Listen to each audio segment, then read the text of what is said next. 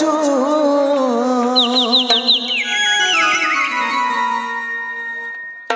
ଦୂର୍କେ ତୁଇ ରହିଛୁ ଏ ଧନ କହିଦେ ତୁଇ ମତେ I love you बोली तते बना मैं घर बारी कसम से लक्ष्मी तते रानी करी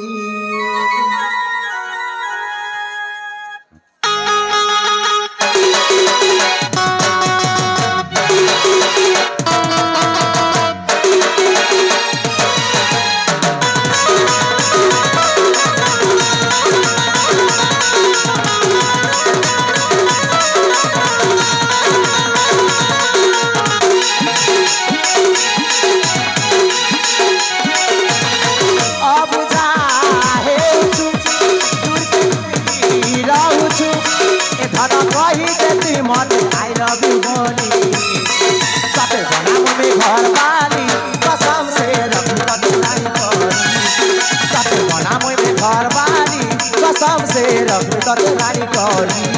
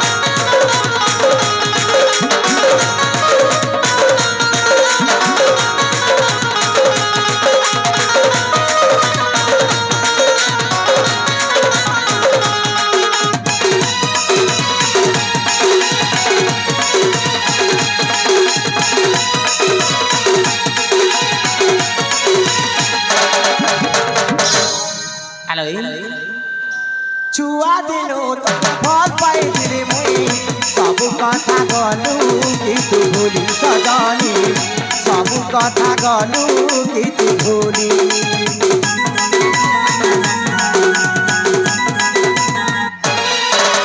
पिला दिन से राजा रानी खेलते गलु कहती मनो पासरी सजनी गलु कहती मनो पासरी सर बहु प्रियार तोर बिना रही नाई पारे नाई हेले मुई मरी जीवी अबुझा हेउछु दूरके तुई रहुछु ए धन कही देती मते आई लव यू बोली तते बना मुई घर बारी कसम से रखी तते रानी करी तते बना मुई घर बारी कसम से रखी तते रानी करी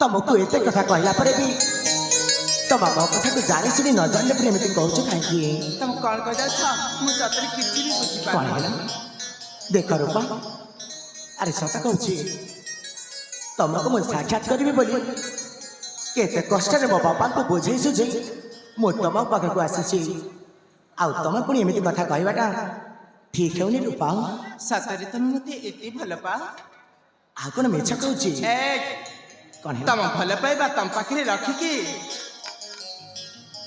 एमिति तम से पचपट्रे कपड़ा अछि ना खालीटा काने रे गंटी पकई सीधा तम रास्ता देखु ना अरे कणेला तुमको जते बेला भल पाउची तुम मोर जे पर्यंत मो प्रेम कथाटा न शुणी तुमको छाड़ी मु कुआड़े भी जीवी ए तम सतरे जीवनी आसला आसला आसला ए देखु ना देखि पाछ सेटा अरे हाँ कौन देखुछ आगरे बहुत लोग अच्छा ता पाखरे से कलाहांडी स्टूडियो रो कैमेरा लगी रही छी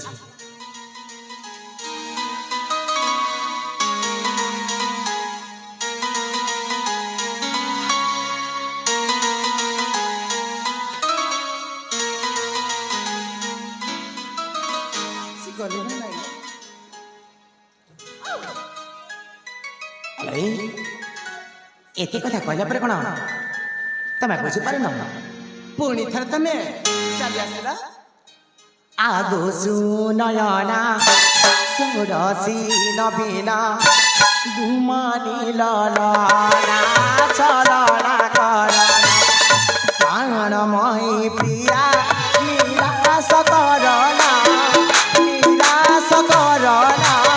प्रेम गली पड़ी अभिमान करना प्रेम गली पड़ी अभिमान करना दोष आगो नील नयना प्रेम गली पड़ी अभिमान करना प्रेम गली पड़ी अभिमान करना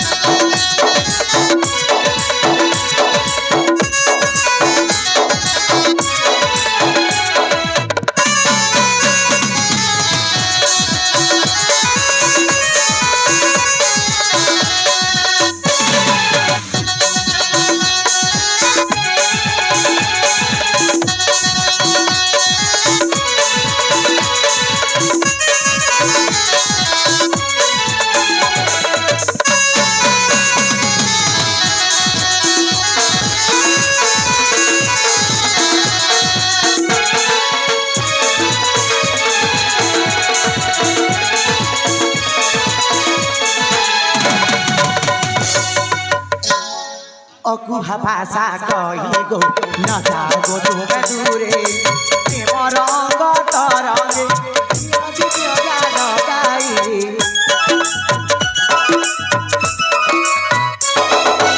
अकुहा भाषा कही गो न जागो तुमे दूरे प्रेम रंग तरंगे ज्ञान गाई करना बहाना डम्बरू रचना बागर भावना प्राणमयी प्रिया निराश करना प्रेम गली पड़ी अभिमान करना प्रेम गली पड़ी अभिमान करना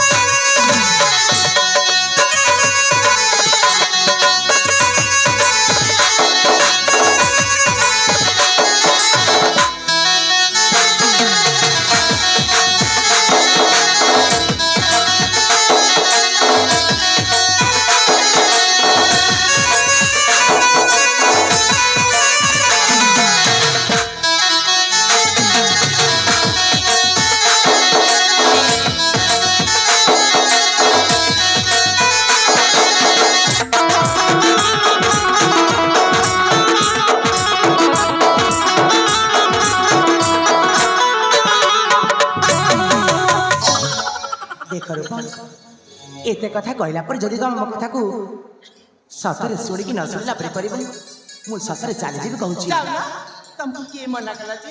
ସତ କହୁଛ? ହଁ ଯାଅ। ଆଲୋ ଏତେ ସୁନ୍ଦରିଆ ପୁଅଟେ ତମକୁ ଭଲ ପାଉଛି ବୋଲି କହୁଛି ଆଉ ଅନ୍ୟ ହେଇଥିଲେ ଏପର୍ଯ୍ୟନ୍ତ ହଁ କରିସାରିଥାନ୍ତା। ଆଜିକାଲି ସୁନ୍ଦର ପୁଅ ମାନଙ୍କୁ ଦେଖିକି ଭଲ ପାଇଲେ କିଛି ବି କାମ ଦେବନି ଜାଣିଛୁ। ତୁ ଝିଅକୁ ଭଲ ପାଇକି ତାକୁ ଖୁସିରେ ରଖିଲେ ହିଁ ସେଇଟା କହନ୍ତି ଭଲ ପାଇବା ବୋଲି କଣ। ହେଲେ ତମ କହିବା କଥା ଅନୁସାରେ ମୁଁ ଜାଣିପାରିଛି କଣ ଜାଣିଛ? ତମେ ନିଶ୍ଚୟ କାହା ସହିତ ହେଇଯାଇଥିବ। ହଁ ତ ହେଇଛି ସତ। କିଏ ସେଇ? ସେ କିଏ? ହଁ ଏ କଣ ହେଲା? ତାଙ୍କୁ ମୁଁ କହିବି ତମେ କିଛି କହିବନି ତ? ମୁଁ ଦେଖୁଛି ତମେ ବାରମ୍ବାର ସେଇ କଳାହାଣ୍ଡି ଷ୍ଟୁଡିଓ ୟୁଟ୍ୟୁବର ଭାଇକୁ ଦେଖୁଛ। ମୁଁ ଭଲ ଭାବରେ ବୁଝିପାରୁଛି।